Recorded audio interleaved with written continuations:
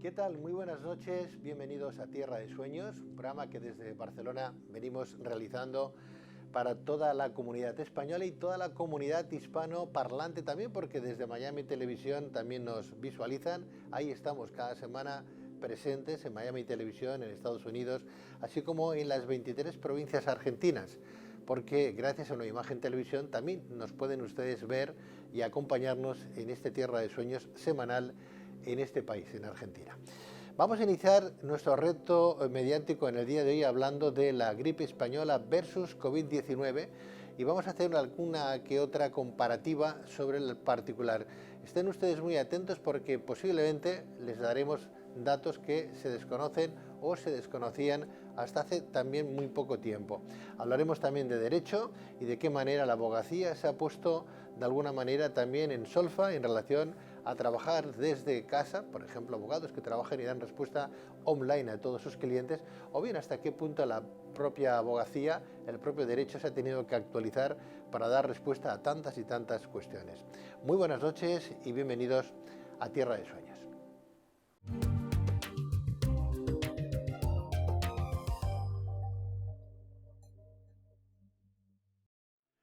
Bien, les anunciaba que íbamos a hablar de la gripe española, la de 1918 versus COVID-19. Bueno, pues vamos a ver exactamente lo que nos dice nuestro ilustre doctor, ilustre licenciado en Historia, es profesor y además es escritor, el profesor Jordi Mata.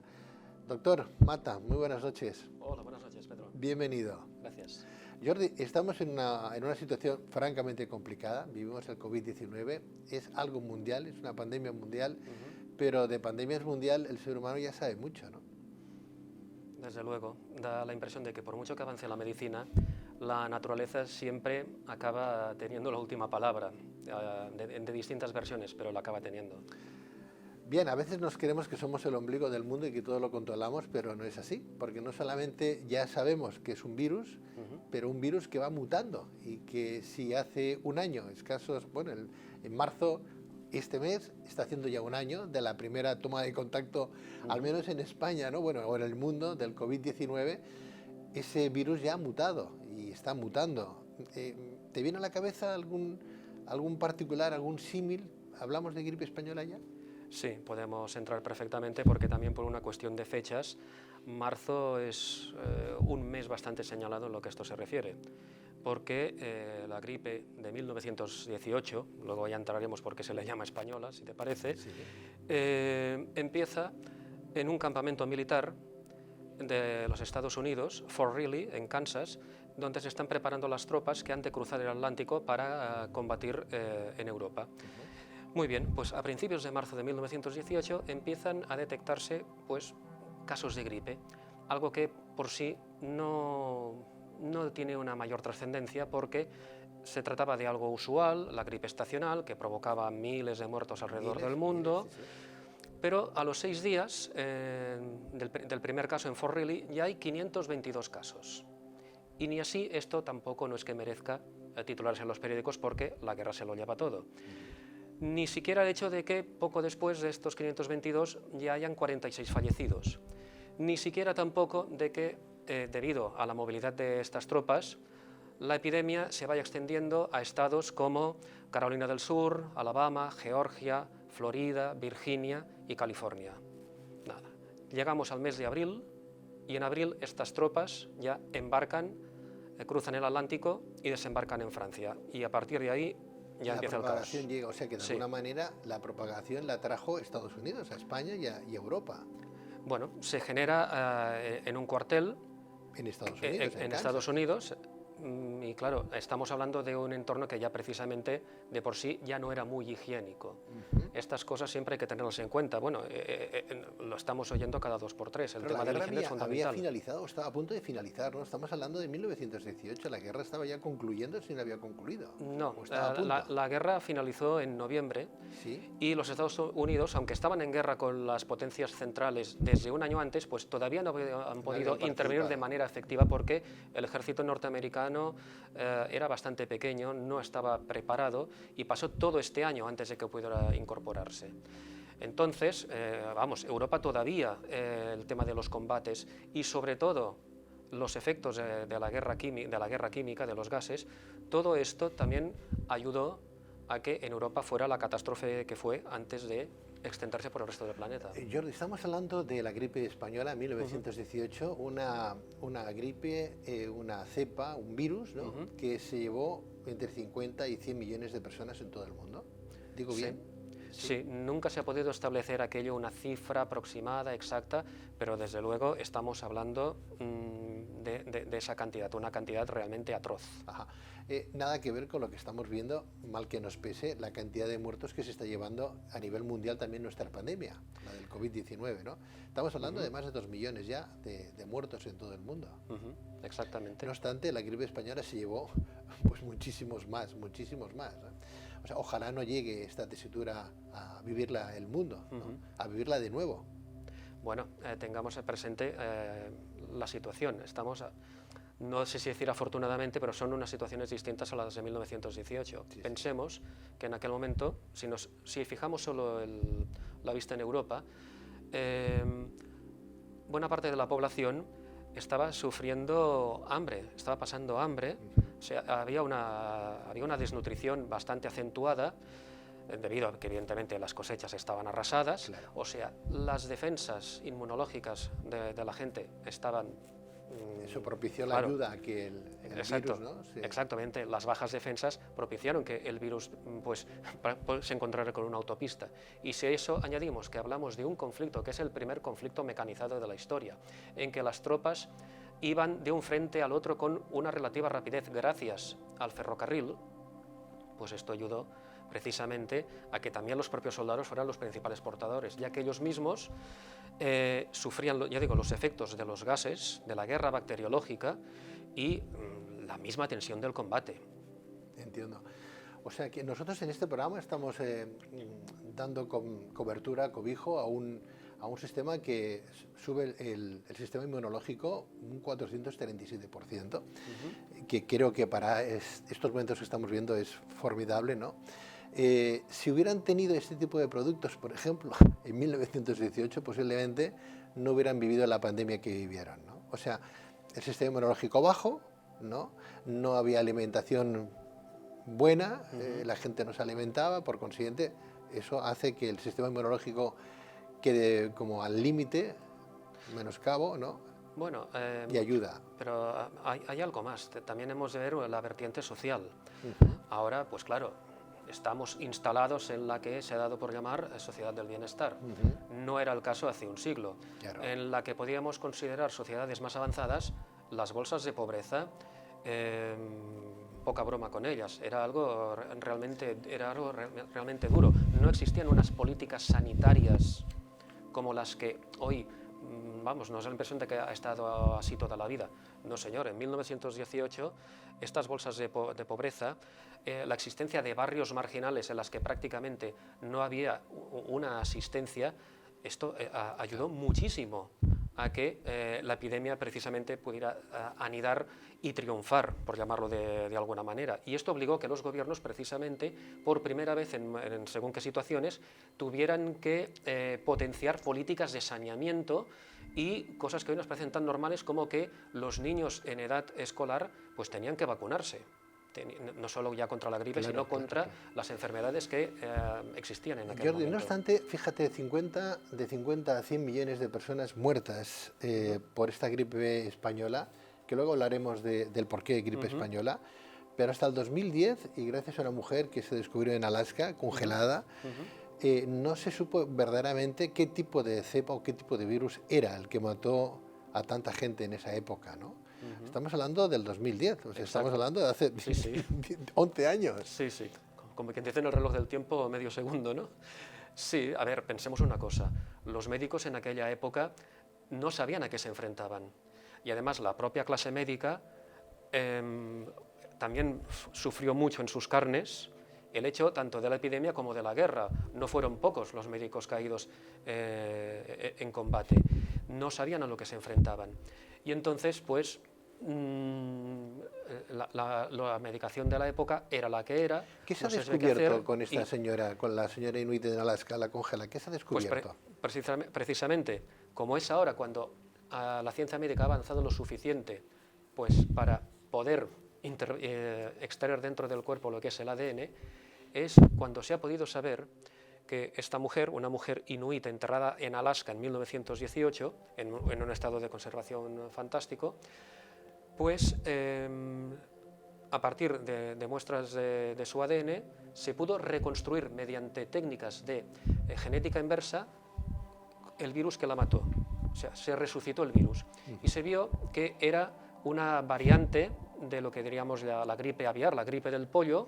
Me parece que se llama H1N1, si mal no recuerdo, que había mutado 25 veces. 25. Claro, las mutaciones implican un refuerzo del virus en sí mismo, lo cual facilitó que pudiera penetrar en el organismo humano y se convirtiera en lo que se convirtió, en un asesino de masas. Por esa regla de 3, el COVID también está mutando últimamente.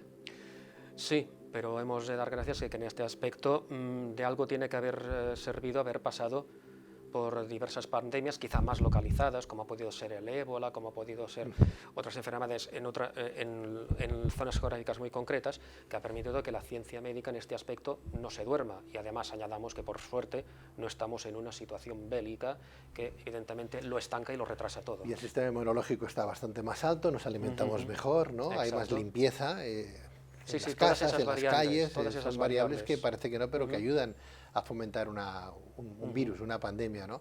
Jordi, ¿por qué gripe española? Porque parece que seamos los culpables nosotros de que tanta gente muriera, ¿no? Bueno, es una situación anecdótica y que tiene que ver con el mundo de la prensa. Bien, recapitulemos. En 1918, Primera Guerra Mundial, ¿qué sucede? En una situación de guerra, la censura militar es la que impone las normas del juego a la hora de publicar o no determinadas informaciones. Bien, los estados que estaban en guerra, sometidos a una censura de prensa de carácter militar, según que no podían publicarlo por aquello de no afectar a la moral de la población.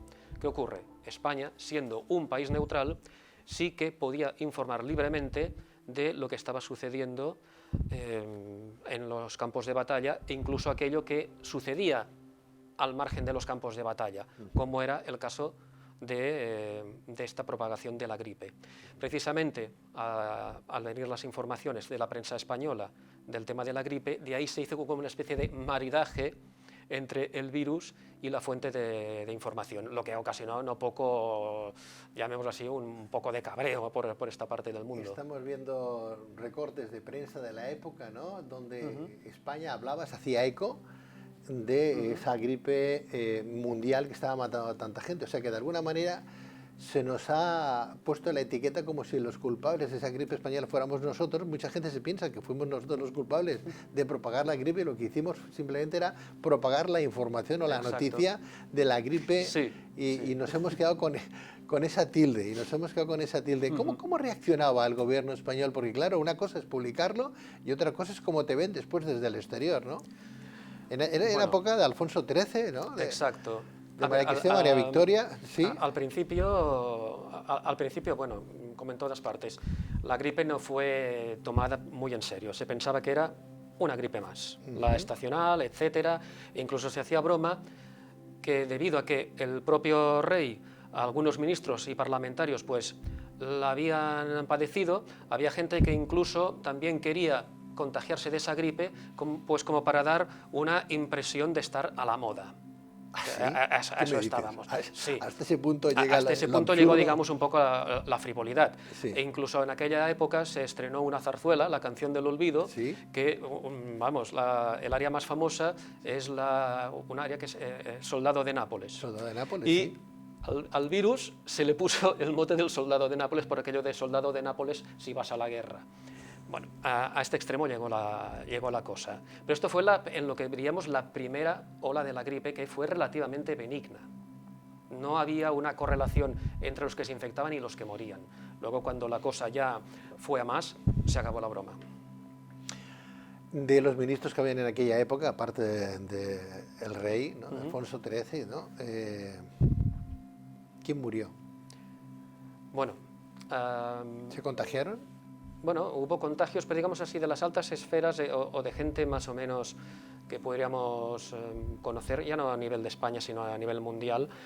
Pues, a ver, fue la época en la que hubo las visiones de Fátima. O sea, nos acordaremos de que había tres niños. Bueno, pues de aquellos 3 niños, 2 que eran hermanos, los hermanos Marto, murieron. A consecuencia de esta gripe. A consecuencia de la gripe. Por ejemplo, si decimos Cyrano de Bergerac, nos acordamos todos de la obra teatral. Sí. Bueno, pues su autor, Edmond Rostand, también fue una de sus víctimas. El diplomático Sykes, que fue el que acordó el mapa de Oriente Medio una vez que Turquía se desmembró a consecuencia de la Primera Guerra Mundial, y las consecuencias las seguimos sufriendo, pues también fue una de las víctimas de la gripe. A nivel así más próximo, pues por ejemplo, el mecenas de Gaudí, el conde Güell. Max Weber también, ¿no? ¿Cómo, perdón? Max Weber, también. Max Weber, el sociólogo, también exacto, los pintores, Gustav Klimt. Pero de la realeza cayó alguien, no. De la realeza, que yo sepa, no. No. En fin, hay virus más potentes incluso que superan a los que infectan.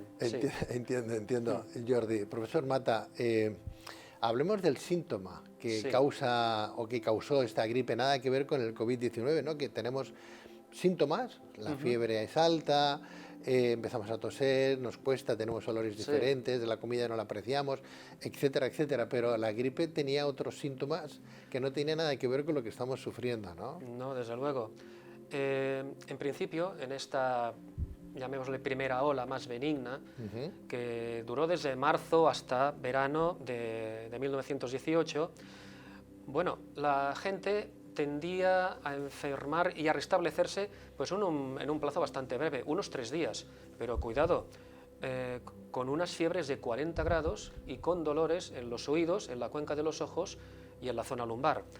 Pero a partir de agosto, en la que ya se detecta que la gripe se vuelve mucho más agresiva, entre el momento del contagio y el del fallecimiento podían pasar solamente 2 días. Y entonces nos encontrábamos que las víctimas adquirían como un tono azul, un tono azulado en la piel, y además a la hora de toser pues los esputos eran sanguinolentos. Y al hacerse la autopsia, lo que también se daba uno cuenta era de que los pulmones estaban casi como petrificados, rojos y llenos de líquido, lo cual implicaba que las víctimas se habían ahogado lentamente, dado que el oxígeno había llegado a los alveolos. Era algo realmente que, descrito, ya solo decirlo así, impresiona. Bueno, menos mal que no vivimos esa situación actualmente, Jordi, menos mal, ¿no? A pesar de que hemos perdido mucha gente en el camino, ¿no? Familiares, amigos que se han ido, ¿no? A consecuencia de este COVID-19. No obstante, yo no sé si el ser humano aprende de esas situaciones tan difíciles de tomar, porque claro, hablamos de 50 a 100 millones de personas que murieron en 1918, las causas las tenemos claras, pero la situación, la gente era como, yo no sé si era el miedo, pero era más consecuente con lo que se está viviendo. Dice, bueno, estoy muriendo, se está muriendo mi gente a consecuencia de...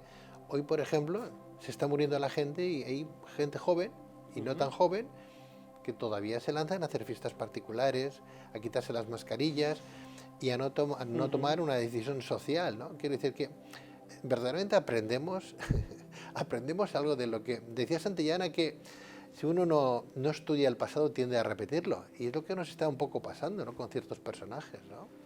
Bueno, yo creo que alguna cosa sí hemos aprendido. Si vemos las medidas que se tomaron en aquel momento y lo que se está haciendo ahora. Si hablamos estrictamente a nivel social, a nivel de lo que sería el común de los mortales, claro, ahora vemos que ¿cómo es posible esta inconsciencia de todas estas fiestas así clandestinas? Pero al menos, según qué tonterías, por calificarlas de una manera suave, que se hicieron o se propusieron hace 100 años, ya no se hacen. Por ejemplo, pensemos que hace un siglo había una cantidad de prejuicios que hoy todavía existen, pero que yo creo que ya por suerte están bastante atenuados y que han de tender a desaparecer, que eran evidentemente, bueno, mira, pongamos ejemplos. En Polonia, por ejemplo, se acusaba a los judíos de ser un poco los propagadores de todo el tema, dado que tenían fama de ser sucios y desordenados. Sin comentarios. Por ejemplo, en la prensa canadiense se decía que, salvo los asiáticos, nadie debía temer a este tipo de virus porque, bueno, como si el virus entendiera de razas. En Sudáfrica, por ejemplo, no estuvieron atentos al tema de la cuarentena, se les coló ahí un barco que venía de Sierra Leona en que habían muerto ya 90 personas y entonces, claro, tuvieron que correr a poner estos cinturones de cuarentena. Y en el sudoeste africano, por ejemplo, a los hospitales estaba vetado el acceso a los negros. Bueno, claro, hoy, si sucediera esto, a más de uno se le iban a caer la mano de dar bofetadas, se le caerían los dedos de la mano. Claro, quizá en esto sí que hemos progresado. No nos planteamos esta visión tan estúpida para poner unos límites de qué podemos hacer, a quién se puede curar o no se puede curar. No, en ese aspecto creo que sí que hemos aprendido. Bueno, mira, no sé mucho si hemos aprendido mucho, profesor Mata, porque estamos viendo ahora lo que está ocurriendo en Estados Unidos, ¿no? Hablamos de razas, ¿no? Ahora la comunidad asiática, por ejemplo, lo están pasando francamente mal. Se encuentran con gente que han seguido a un determinado líder político y les están abofeteando por la calle y haciéndoles daño. Algunos han muerto ya inclusive, ¿no? A consecuencia de esa discriminación racial o social, ¿no? Sí, claro. Como si los asiáticos tuvieran la culpa, ¿no? Sí. Conoceremos al final, igual que con el tema de la gripe española, que hemos tardado tanto en conocer el virus, conoceremos verdaderamente de aquí unos años cómo se inició esta pandemia, Jordi. ¿Tú cómo lo ves? Porque hablamos de Wuhan, hablamos de muchas formas de cómo ha llegado, que si estaba preparada en un laboratorio, que si no, que si se escapó, etcétera, etcétera. Pero desde el 2015 ya se hablaba en la RAI del COVID-19, o sea que es algo que ya se venía como anunciando, ¿no? De aquí a unos años tendremos esa fórmula ya magistral para saber, pues mire, esto se produjo de tal manera en este lugar y no en un mercado o en un laboratorio. Es de suponer que acabemos enterándonos. Pero bueno, esto por lo visto ya se ve que lleva su tiempo. Claro. A ver, el virus del SIDA, por decirlo de alguna manera, también nunca se ha sabido muy bien de dónde salió, dónde apareció. También se decía que ya se habían encontrado trazos del mismo en marineros noruegos de principios del siglo XX y todavía seguimos con esto. El que había propagado esa enfermedad había sido el mono verde, ¿no? Exactamente, o sea que llegamos a este punto en lo que decíamos, ¿no? La ciencia médica avanza, afortunadamente, pero aún así la naturaleza, por lo visto, tiene una manga amplísima para irse guardando ases. Claro. Jordi, ahora tenemos vacunas, no una, ni dos, ni tres, tenemos más, y vamos creando nuevas vacunas, ¿no? Que entiendo yo que con el tiempo y con la población que resista a esas vacunas, sabremos qué vacuna es más aconsejable, qué vacuna será la única, que no tendremos que pasar por 2 o 3 fases como para que aquello tenga un efecto considerable.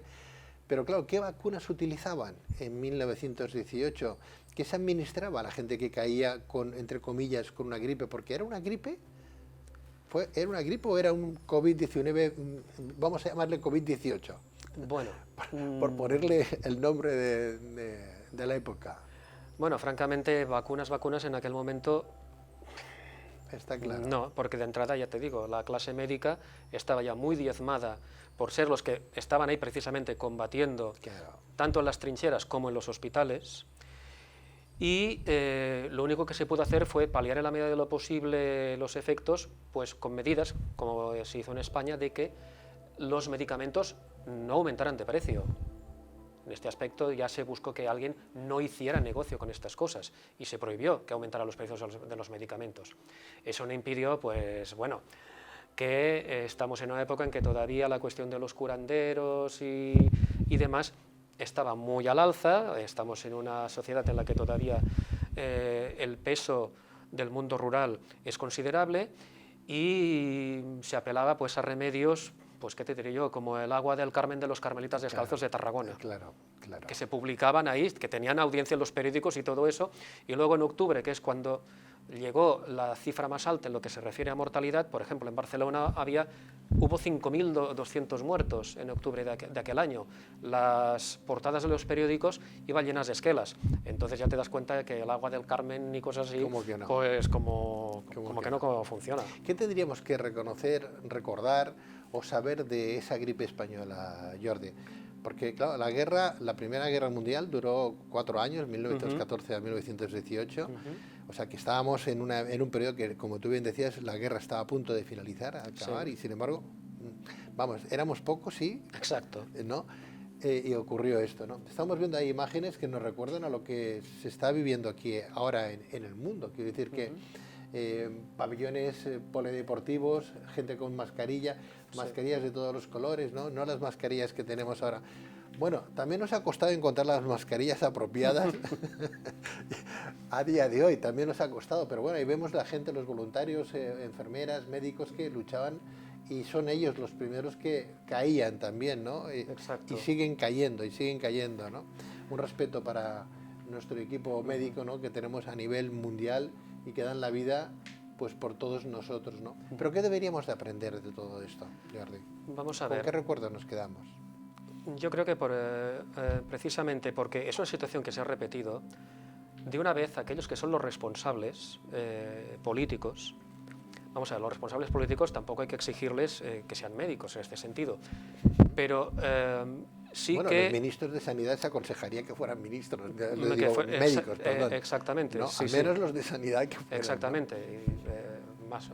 Sí, al menos eso, ¿no? Que se vean de qué están hablando. Aunque la medicina puede ser una filosofía, los filósofos yo creo que metidos a médicos pues como que no funcionan, pero bueno, esto ya es algo muy personal.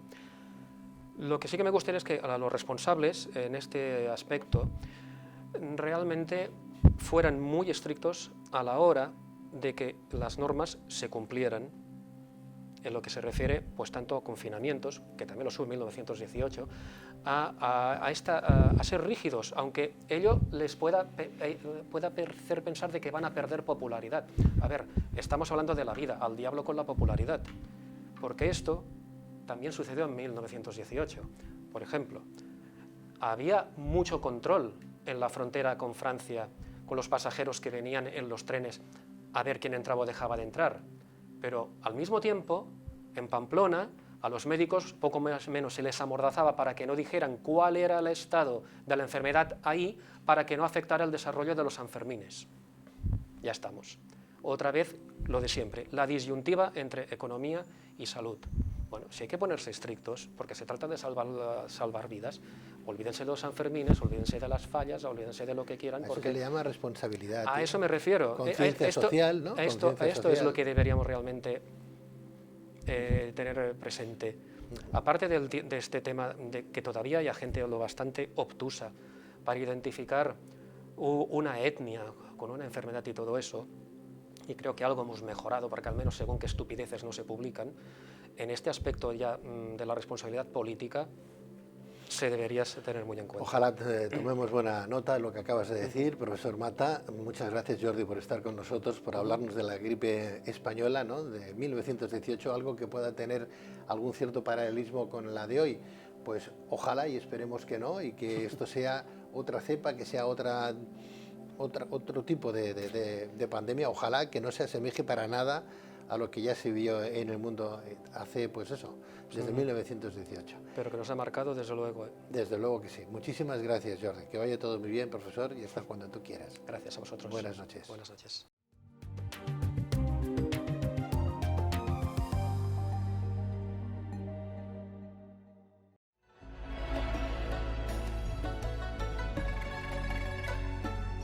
Guía espiritual Alma Sans. Existen muchas razones para quererse, para amar y amarse, para equilibrar nuestras emociones y nuestros estados alterados de conciencia, nuestras energías. Alma Sans, mucho más que una guía espiritual, tu paz y equilibrio interior. Teléfono 674 337 904. Alma Sans.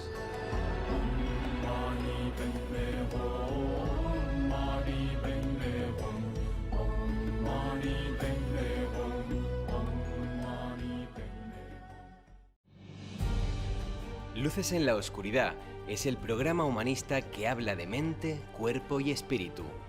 En nuestro afán por llegar a todas nuestras luciérnagas, hemos querido dar un paso importante y crear una nueva app para que puedas escucharnos desde y cuando quieras. Descargarla es muy sencillo, solo tenéis que escribir Luces en la Oscuridad en vuestro Apple Store o bien en Google Play y podréis haceros con ella gratuitamente. Os esperamos en Luces en la Oscuridad.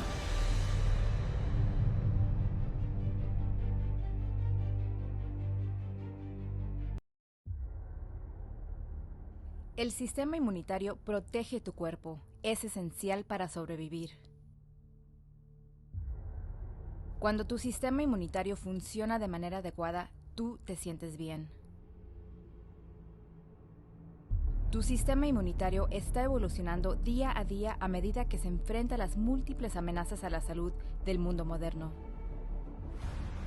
4Life Transfer Factor es la forma en que la naturaleza fortalece tu sistema inmunitario.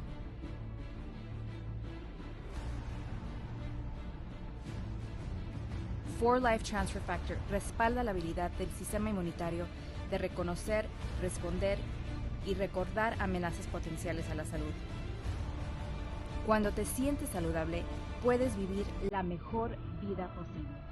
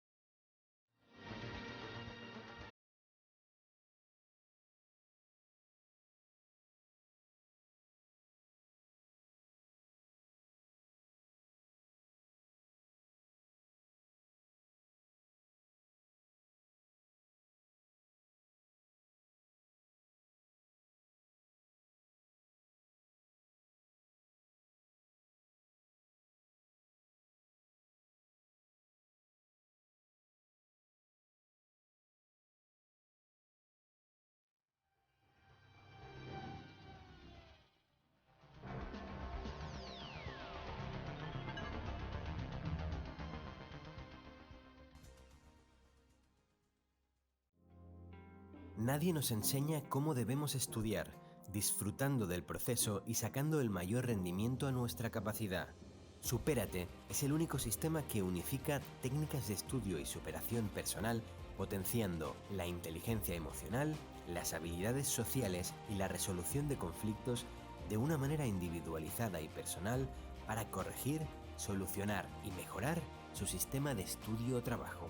Si quieres compañía en tu camino personal, dándote luz en momentos de dificultad, trabajando conjuntamente por tu felicidad, llama a Nagore Landeta, pedagoga desde hace más de 20 años y con más de 50 cursos de psicología y pedagogía que pueden ayudarte a transformar tus momentos de dificultad en instantes llenos de felicidad que pueden abrir la puerta a un nuevo camino cargado de experiencias llenas de satisfacción personal.